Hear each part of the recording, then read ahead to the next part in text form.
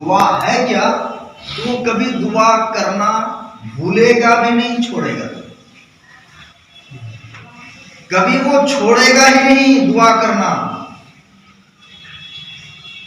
دعا کی مثال آپ یوں سمجھیں جیسے پورا جسم ماتھا سے لے کر کے پاؤں تک، اگر ہر ایک پارٹ کو الگ الگ بیان کیا جائے تو پورا دن بھر لگ جائے گا۔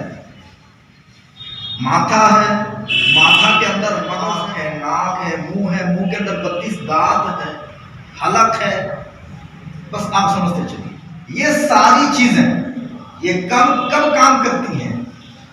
جب اندر روح زندہ ہوتی ہے تب۔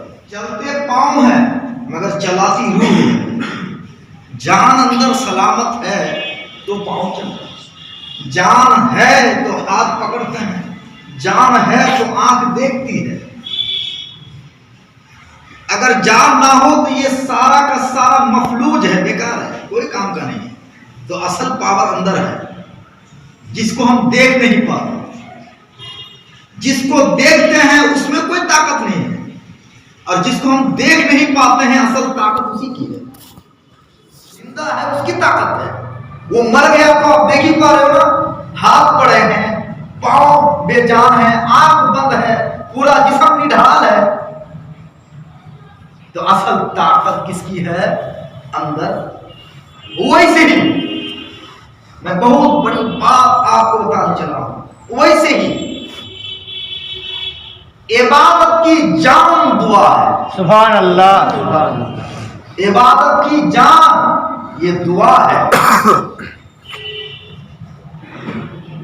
جتنی بھی عبادتیں ہیں، جتنی بھی عبادتیں ہیں، جتنی بھی عبادتیں ہیں، نماز، روزے، حج، زکات، جو بھی عبادتیں ہیں، ان تمام عبادتوں کو آپ باڈی کی طرح سمجھیے، اور دعا اس عبادت کے اندر رکھی ہوئی دعا ہے۔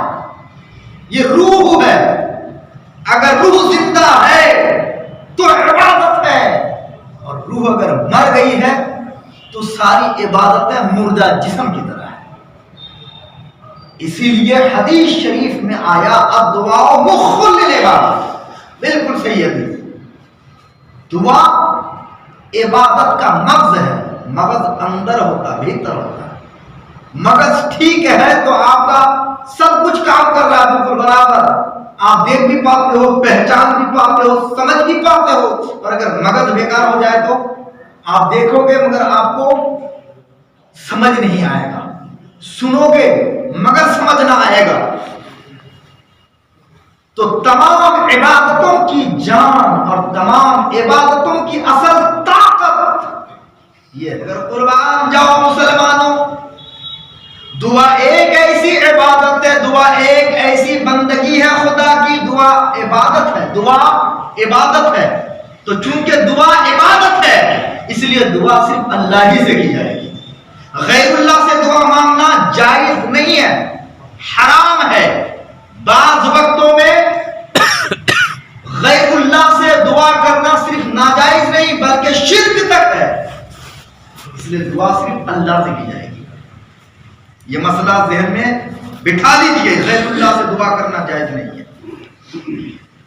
ہاں، وہ یہ عرض کر رہا تھا کہ دعا کے بارے میں اللہ نے فرمایا وَقَالَ رَبُّكُمُ ادْعُونِي أَسْتَجِبْ لَكُمْ، سورہ مومن آیت نمبر 60۔ کیا تمہارا رب کہتا ہے کہ تم لوگ مجھ سے دعا کرو میں قبول کروں گا۔ سبحان اللہ۔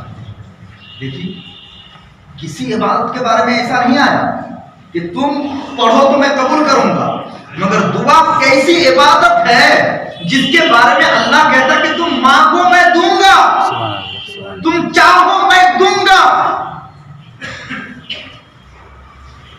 اگر دعا کو لوگ عجب طرح سے پتہ نہیں کیا کیا سمجھ رکھے ہیں، اور ہمارے کچھ بھائی، کچھ مسلمان نادانی کی وجہ سے، نہ سمجھ کی وجہ سے کبھی کبھی بے جگہ بے مان فتوے ٹھوکتے رہتے ہیں۔ وہاں دعا مانگنا کیا جائز ہے؟ کیا نماز کے بعد دعا مانگنا جائز ہے؟ کیا ایسے وقت میں دعا مانگنا جائز ہے؟ کیا دو ہاتھ اٹھا کے مانگنا جائز ہے؟ کیا اس سے پہلے دعا مانگنا جائز ہے؟ کیا اس کے بعد مانگنا جائز ہے؟ حیرت کی بات ہے، ذرا سوچئے. ایک فقیر ہے، فقیر کو 24 گھنٹہ مانگے بغیر چارہ نہیں. وہ اگر نہیں بھیک مانگے گا تو ایک ٹائم بھی وہ کھانا نہیں کھا سکتا ہے. تو فقیر کے لیے کیا کوئی ٹائم ہے کہ وہ صبح کو مانگے گا، کہ دوپہر کو مانگے گا، کہ رات کو مانگے گا؟ کب مانگے گا، کب نہیں مانگے گا؟ کوئی ٹائم ہے؟ کوئی ٹائم ہے فقیر کے لیے؟ بولیے آپ. کوئی ٹائم نہیں ہے. بھوک ہے اس کو مانگنا پڑے گا. صبح کو بھوک لگی ہے، صبح کو مانگے گا مجھے دے دو. دوپہر کو بھوک لگی ہے، دوپہر کو مانگے گا مجھے دے دو. رات کو بھوک لگی ہے، رات کو مانگے گا مجھے دے دو. اللہ کا جہاں سے ملے گا وہاں وہ جائے گا. وہاں دھرم بھی اس کو نہیں روکے گا کہ تم وہاں نہ جاؤ وہاں جاؤ. یہی وجہ ہے کہ آپ دیکھو گے مانگنے والا دھرم پیش نہیں کرتا. مانگنے والا صرف مانگتا ہے اور دینے والا بھی اس کا دھرم نہیں دیکھتا ہے. اور ہماری شریعت بھی یہی کرتی ہے کہ جو تمہاری مدد کے محتاج ہو، چاہے وہ کوئی بھی کسی بھی دھرم سے ہو، جہاں تک بن پڑے تم اس کا ہیلپ کرو، مدد کرو. مسلمانوں، تو میں یہ کہہ رہا تھا کہ فقیر کے لیے کوئی ٹائم نہیں ہوتا ہے، وہ کسی بھی ٹائم مانگتا ہے. ہاں ایک چیز ہے، فقیر جب مانگنے جاتا ہے تو چہرہ دیکھ کے مانگنے جاتا ہے کہ یہ آدمی کا موڈ ٹھیک ہے یا نہیں، کام کاج ٹھیک ٹھاک چل رہا ہے کہ نہیں چل رہا ہے. میں مانگوں گا تو دے گا یا نہیں دے گا. صحیح ہے نا؟ میں غلط تو نہیں بول رہا ہوں، رانگ تو نہیں جا رہا ہوں. یہ بالکل میں یہ بات تو بتا پیش کر رہا ہوں. ایسا ہی ہے بھائی، اسلام کے شہزادوں یہی بات ہے کہ موڈ موسم دیکھ کے فقیر جاتا ہے. ہر ایک کے پاس نہیں جاتا. کہاں جاتا؟ موڈ ٹھیک ہے، یہاں میں مانگوں گا تو مجھے خالی نہیں لوٹائے گا، کچھ نہ کچھ دے گا. فقیر وہاں جاتا ہے. برکت تو فقیر کو بھوک ہے، جب اس کو بھوک ہے تب وہ بھیک مانگتا ہے. اے مسلمانوں، دنیا کے اندر جو سب سے بڑا فقیر ہے، سب سے بڑا فقیر ہے جو دنیا کے اندر، اب میں تو ڈھونڈ کے آپ کو بتا نہیں سکتا کہ دنیا کا سب سے بڑا فقیر کون ہے، مگر جو سب سے بڑا ضرورت مند ہے وہ سب سے بڑا فقیر ہے. اور جو جتنا بڑا فقیر ہوتا ہے وہ اتنا ہی مانگتا ہے، اتنا ہی چاہتا ہے. تو دنیا کا جو سب سے بڑا فقیر ہے، اس سے بھی بڑا فقیر اللہ کے بندے ہیں. اللہ کے سامنے، خدا کے سامنے ہم اتنے بڑے فقیر ہیں. فقیر مانے محتاج، ضرورت مند.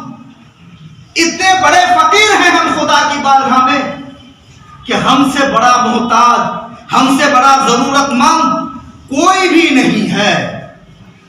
ہم نہیں، جتنے بھی ہیں سب کے سب اللہ کے جتنے بندے ہیں خدا کے سامنے سب کے سب فقیر ہیں. اب فقیر یہ کہے کہ صبح کو مانگنا جائز ہے کہ نہیں، شام کو مانگنا جائز ہے کہ نہیں، فرض نماز میں سلام پھیرنے کے بعد دعا مانگنا جائز ہے کہ نہیں. فقیر کو یہ زیب دیتا ہے، فقیر کو ایسا کہنا مناسب ہے؟ بھئی آپ تو فقیر ہو خدا کی بارگاہ میں، خدا کی بارگاہ میں تم جب بھی چاہو اللہ تبھی تم کو عطا فرمائے گا.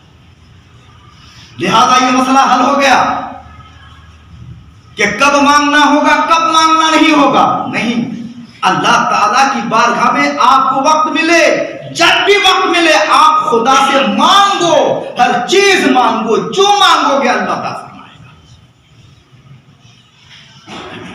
نماز قبول ہونے کے لیے بہت ساری شرطیں ہیں.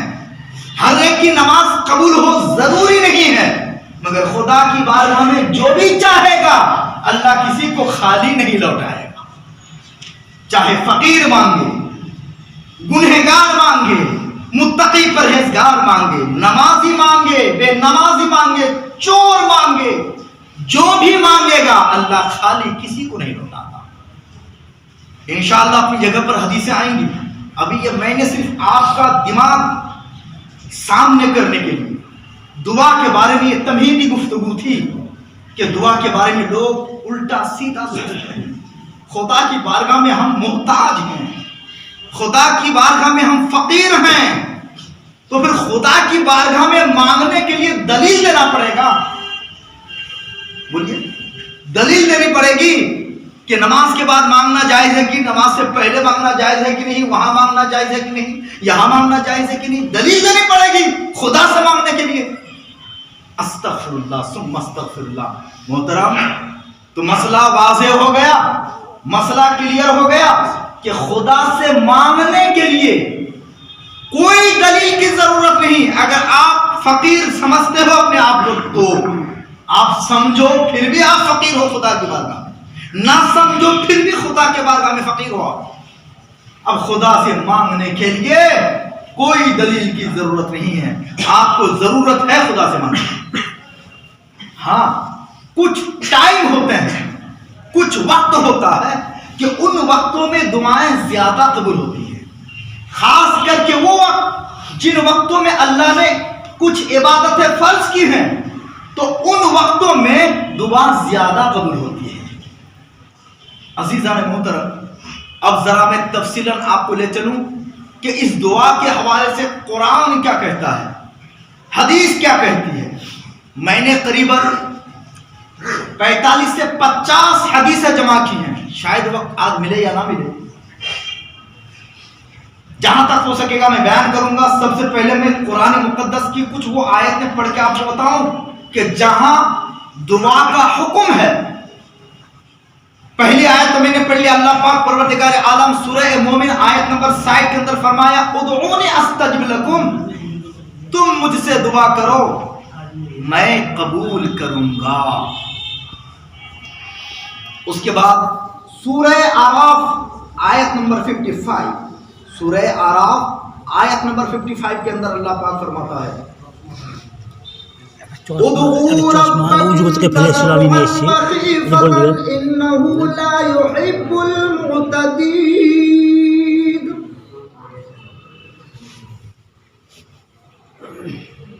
اپنے رب سے دعا کرو گڑ گڑا کر اور آہستہ. دھیان ہے آپ کا نا, دھیان سے سنیں گے تو انشاءاللہ ہر جمعہ میں اگر آپ نیت کر لیں کہ آپ کو 10 مسئلہ ہر جمعہ میں یاد کرنا ہے تو آپ ہزاروں مسائل کے حافظ ہو جائیں گے.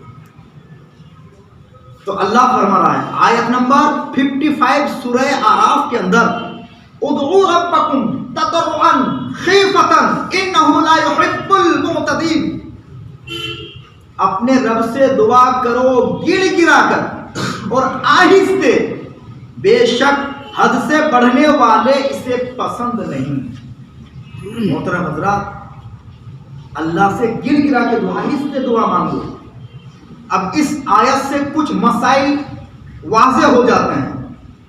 تفسیر ابن کثیر کا خلاصہ اور نچوڑ یہ ہے کہ بندہ اللہ سے جب بھی دعا کرے بہت چیخ کر چلا کر بھی نہیں اور اتنا آہستہ سے بھی نہیں کہ وہ خود سن نہ سکے. قرآن کا یہ آہستہ اور گڑ گڑا کر. مگر آج کل دعا مانگنے کا بھی ایک نیا انداز ہو گیا ہے. اتنی زور سے دعا مانگی جاتی ہے لگتا ہے کہ سوئے ہوئوں کو جگانا مقصود ہے. محترم, دعا مانگی اللہ سے جاتی ہے, تو بندہ جب اللہ سے دعا مانگتا ہے تو بندہ اور اللہ کے درمیان تیسرا کوئی نہیں ہوتا, صرف اللہ اور بندہ مانگتا ہے, اللہ ملاحظہ فرماتا ہے. بندے کو چاہیے اور اللہ دیکھتا ہے کہ جب یہ چاہ رہا ہے تو اس کا دھیان کدھر ہے, اس کی توجہ کدھر ہے, یہ مجھ سے مانگ رہا ہے وہ خیال کہاں بٹا ہوا اس کا. تو ایسے وقت میں آدمی کیا چیخ کر چلا کر مانگتا ہے؟ فقیر جب مانگنے جاتا تو کیا چیختا چلاتا ہے؟ نہیں, بہت ادب کے ساتھ بڑے آہستہ دھیمی آواز میں بولتا ہے, آہستہ بولتا ہے, تھوڑا دے دیجیے نا, مجھے یہ ضرورت ہے, مطلب اتنا آہستہ وہ بولتا ہے کہ پاس پڑوس والے سن نہ سکیں، اور درد بھرے انداز میں وہ اللہ وہ مانگتا ہے کس سے؟ بھیک، جہاں وہ گیا ہے درد بھرے انداز میں مانگتا ہے۔ تو اللہ کا بھی حکم یہ ہے کہ جب تم مانگو تو یہاں رو گے، گر گراؤ، میری بارگاہ میں جھک کر کے مانگو، اور بہت زیادہ چیخنے چلانے کی ضرورت نہیں ہے۔ کیا اللہ کو بہرا سمجھ رکھا ہے؟ کیا اللہ کو سنائی نہیں دیتا کہ اتنا چیختے چلاتے ہو کہ پورے گاؤں کو تم کو جگانا مقصود ہے؟ اللہ تو سب سنتا ہے نا۔ گونگا وہ تو بول نہیں پاتا نا، وہ بھی تو اللہ سے مانگتا ہے، تو کیا اللہ اس کی نہیں سنتا؟ یقیناً وہ اندر سے جو اللہ سے وہ چاہتا ہے، اللہ اس کو بھی دیکھتا ہے، سنتا ہے، قبول فرماتا ہے۔ لہذا اے مسلمانوں، جو لوگ چیخنے اور چلانے کے عادی ہیں وہ دعا نہیں ہے، اپنے گلے کا سور سنانا مقصود ہے، تاکہ لوگوں کو سننا بھلا لگے، لوگوں کو اچھا لگے۔ اس کی ٹون رے کو سندر رے سر رے، اللہ دعا اللہ سے کر رہا ہے اور خوش کرنا بندوں کو مقصود ہے، تو ایسی دعا کاہے کو قبول ہوگی؟ سوچیے، دل میں ہاتھ رکھیے، دعا اللہ سے کر رہے ہیں کہ بندوں سے دعا کر رہے ہیں؟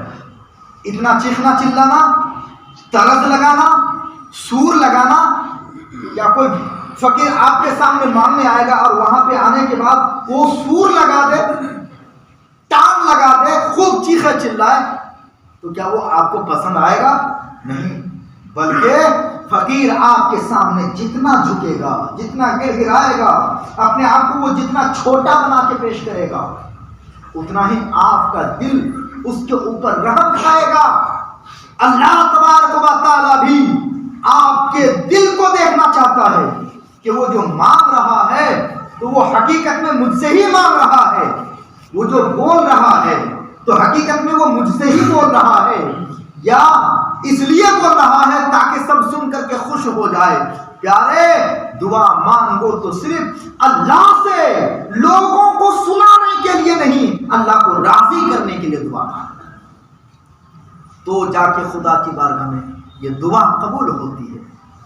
ہاں، اب اگر ایک مسئلہ ہے، سوال اٹھتا ہوگا، تب تو یہ جو جلسوں میں چیخ چلا کے جو دعا مانگی جاتی ہے، تب تو وہ پھر جائز نہیں ہونا چاہیے۔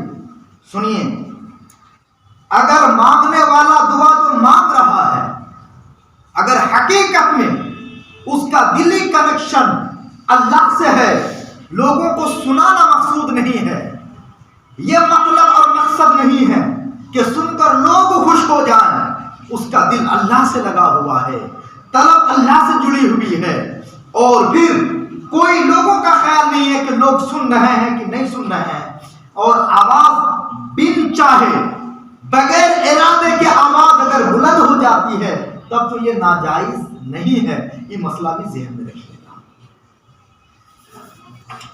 اور سورہ اعراف آیت نمبر 561 کے اندر 56 کے اندر اللہ پاک فرماتا ہے وَادْعُوهُ خَوْفًا وَطَمَعًا، اور اس سے دعا کرو ڈرتے اور طمع کرتے۔ اللہ سے دعا کرو ڈرتے اور طمع کرتے، ڈرتے کہ کہیں ایسا نہ ہو کہ میری دعا رد ہو جائے، کہیں ایسا نہ ہو کہ میری دعا قبول نہ ہو، اور طمع کا معنی لالچ، امید کرتے ہوئے کہ میں جو رب سے مانگ رہا ہوں رب میرا عطا فرمائے گا۔ یہ یقین بھی ہونا چاہیے، یہ یقین بھی ہونا چاہیے۔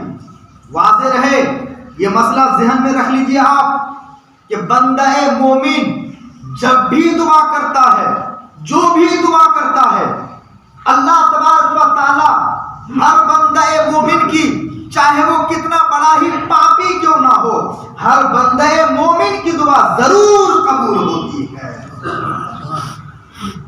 اب ایک سوال ہوتا ہے، آپ ایسی بات کہہ رہے ہیں کہ ہر دعا قبول ہوتی ہے، تو جب ہر دعا قبول ہوتی ہے، ہم نے تو چاہا تھا مولا مجھے مالدار بنا دے، ہم بھی فقیر ہیں، ہم نے دعا کی تھی پیشنٹ ٹھیک ہو جائے، وہ ابھی بھی بیمار پڑا ہوا ہے، ہم نے رب سے مانگا تھا قرض اتر جائے، مگر قرض تو ابھی چکا تو باقی ہے، قرض تو ابھی چکا نہیں ہے، تو پھر کیسے آپ کہہ رہے ہیں کہ ہر دعا قبول ہوتی ہے؟ اللہ اکبر اللہ اکبر۔ دعا قبول ہونے کا مطلب ہرگز یہ نہیں ہے کہ آپ بیمار تھے، بخار آیا تھا، بخار ختم ہو جائے۔ آپ قرض دار تھے، 1,00,000 روپیہ آپ کے پاس کوئی پاتا ہے، وہ 1,00,000 روپیہ آسمان سے اتر جائے اور آپ دے دیں تو دعا قبول ہوئی؟ صرف یہی دعا قبول کرنے کا مقصد نہیں ہے۔ دعا قبول ہونے کا مقصد یہ ہے، مطلب یہ ہے کہ 1,00,000 جو آپ کا قرض ہے، آپ نے دعا مانگی اللہ میرا قرض اتروا دے، تو آپ کا 1,00,000 روپیے میں بریک لگ گیا۔ اگر آپ دعا نہیں کرتے تو 3,00,000 قرضہ ہو جاتا۔ وہ دعا قبول ہو گئی ہے 2,00,000 کے لیے، مگر آپ کو پتہ بھی نہیں چل سکا ہے۔ بیمار پڑا تھا، دعا آپ نے مانگی، بخار اگرچہ آج ٹھیک نہیں ہوا ہے، 2 دن کے بعد ٹھیک ہونے والا ہے، آپ اگر دعا نہیں کرتے تو اسی بخار کی وجہ سے نیمونیا ہو سکتا تھا، اسی بخار کی وجہ سے آپ بڑی بیماری میں مبتلا ہو سکتے تھے، مگر آپ نے دعا مانگی، اللہ نے قبول کر لی اور بخار ہی میں رہ گیا، اور جو بعد میں آنے والی بیماری تھی وہ نہ ہوئی۔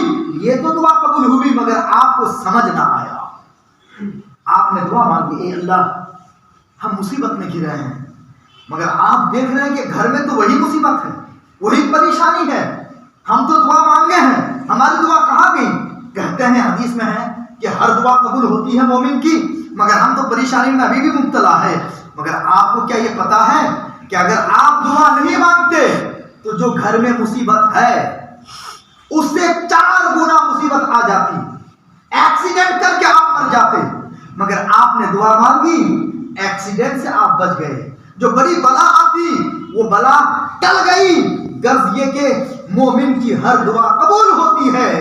دعا خالی یہ مطلب نہیں ہے جو پرزینٹ میں جو پریشانی ہے وہ دور ہو جائے، نہیں، دعا کا مقصد یہ ہے کہ آپ دعا کر رہے ہو، کبھی ایسا ہوتا ہے کہ اسی وقت آپ کو سمجھ میں آ جاتا ہے کہ میری دعا قبول ہو گئی، مگر کبھی آپ کو سمجھ میں نہیں آتا، مگر بعد میں جو پریشانی آنے والی تھی آپ کی دعا نے اس پریشانی کو روک دیا ہے۔ کیا یہ دعا کی قبولیت نہیں ہے؟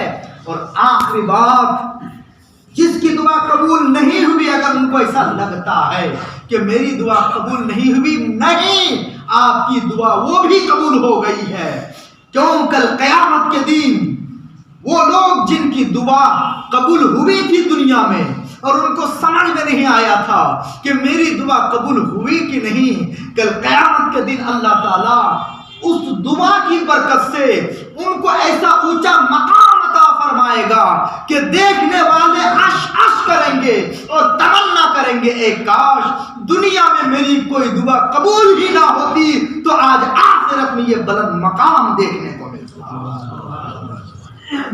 مسلمانوں، آج کا سبق آپ لے کر کے جاؤ کہ دعا ضرور قبول ہوتی ہے، آپ کو سمجھ میں آئے چاہے آپ کو سمجھ میں نہ آئے۔ تو میں نے یہ 3 آیتیں پڑھی اور 4تھی آیت سورہ اعراف آیت نمبر 180 کے اندر اللہ سورہ اعراف میں فرماتا ہے وَلِلَّهِ الْأَسْمَاءُ الْحُسْنَى فَادْعُوهُ بِهَا، اور اللہ ہی کے بہت اچھے نام ہیں تو اللہ کو ان ناموں کے ذریعے سے پکارا کرو۔ اور آیت نمبر 110 سورہ اعراف میں رب فرماتا ہے قُلِ ادْعُوا اللَّهَ أَوِ ادْعُوا الرَّحْمَنَ أَيَّمَا تَدْعُوا فَلَهُ الْأَسْمَاءُ الْحُسْنَى۔ معبود آپ فرماؤ کہ اللہ کہہ کر پکارو یا رحمان کہہ کر پکارو، اللہ کے اچھے اچھے نام کہہ کر کے پکارو تو اللہ تمہاری دعا قبول فرمائے گا۔ حاضرین سامعین، جمعہ پڑھنے کے لیے آنے والے بندوں، دعا کو سمجھو۔ انشاءاللہ یہ موضوع، یہ ٹاپک لمبا چلے گا کیونکہ بہت سارے سوالات ہیں، ان کے جوابات ابھی دینے باقی ہیں۔ محترم، بس ایک عمل آج آپ کو بتا دوں، اگر آپ چاہتے ہیں، اگر آپ مصیبت میں گر گئے ہیں، بہت پریشان ہو چکے ہیں، کاہے کو دوڑ کے مولانا کے پاس آ جاتے ہو، حضرت ایک تعویذ لکھ دیجئے، جائز ہے، ناجائز نہیں ہے، مگر پہلے آپ خود اللہ سے مانگو، خود اللہ کی بارگاہ میں خود سے تعویذ کرو۔ تعویذ کا معنی ہے اللہ سے پناہ لینا۔ کیا بولیے؟ اللہ سے پناہ مانگنا تعویذ کا معنی ہے۔ جو لوگ کہتے ہیں کہ تعویذ کرنا شرک ہے، ناجائز ہے، قیامت تک قیامت تک پوری دنیا کے تعویذ کو شرک کہنے والے، بدعت و ناجائز کہنے والے لوگوں کو قیامت تک کے لیے میرا چیلنج ہے، اگر ایک بھی حدیث دکھا دے کہ دعا کرنا، تعویذ کرنا، لکھنا یہ ناجائز و حرام ہے، پوری زندگی بھر کے لیے فری میں غلامی۔ ہاں، تعویذ اگر اس میں قرآنی آیت ہو، حدیث کے الفاظ ہوں، بزرگان دین نے قرآن و حدیث کے مطابق تعویذ مرتب کیے ہوں تو جائز ہے۔ اور اگر تعویذ میں آپ بھوت کا نام لیں گے، دیوتاؤں کا نام لیں گے، نعوذ باللہ، کفری اور غلط غلط باتوں کو لکھیں گے تو وہ تعویذ بے شک ناجائز و حرام ہے، اور بعض وقتوں میں وہ شرک تک ہے۔ مگر اللہ کا کلام، رسول پاک کا کلام، قرآنی دعائیں، حدیث کی دعائیں اگر ان باتوں پر مشتمل تعویذ ہے تو بے شک یہ جائز ہے، مگر اس تعویذ سے پہلے آپ خود تعویذ کرو، یعنی اللہ کی پناہ حاصل کرو۔ جمعہ کا دن بعد نماز عصر مغرب تک ہو سکے تو آپ جمعہ کے دن مسجد ہی میں بیٹھ جاؤ، پہلے درود شریف کو پڑھ لو، غلط بات زبان سے نکالو، توبہ استغفار کر لو، اور مسجد کے ایک کونے میں بیٹھ جاؤ۔ اور بیٹھنے کے بعد کب بیٹھنا ہے؟ عصر کی نماز کے فوراً بعد، اور بات کسی سے نہیں کرنی ہے۔ بیٹھ گئے، اور بیٹھنے کے بعد پہلے اللہ کی حمد و ثنا کرو، درود شریف پڑھو، اس کے بعد یا اللہ ہو یا رحمان ہو یا رحیم، یہ تین نام اللہ کے، یا اللہ ہو یا رحمان ہو یا رحیم، یہ تین نام اللہ کا ورد کرتے رہو یہاں تک کہ آپ مغرب تک کرتے رہو۔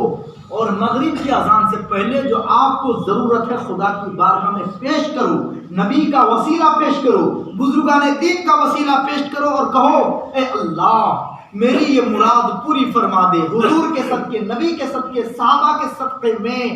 تو عاملین کرام فرماتے ہیں، جواہر خمسہ والے فرماتے ہیں کہ جو بندہ ان تین ناموں کو لے کر کے جمعہ کے دن عصر سے مغرب تک پڑھتا رہے، وظیفے میں لگا رہے، تو وہ جو بھی مانگے گا اس کی دعا پوری کی جائے گی۔ اگر پہلا جمعہ نہ ہو تو دوسرا جمعہ کرے، تیسرا جمعہ کرے، یہاں تک کہ مراد حاصل ہونے تک کرتا رہے۔ یہ دعا قبول ہونا یہ آپ کے ایمان و عمل پر ڈیپینڈ کرتا ہے، آپ کا جیسا ایمان و عمل ہوگا دعا اتنی جلدی ہی قبول ہوگی انشاءاللہ۔ پھر اگلے جمعہ جہاں سے میں نے چھوڑا ہے بات ہوگی، اللہ تعالیٰ کی بارگاہ میں دعا کرتا ہوں کہ مولا رب قدیر ہم تمام لوگوں کو اللہ کی بارگاہ میں دعا کرتے رہنے کی توفیق عطا فرمائے، آمین ثم آمین، وآخر دعوانا الحمدللہ رب العالمین۔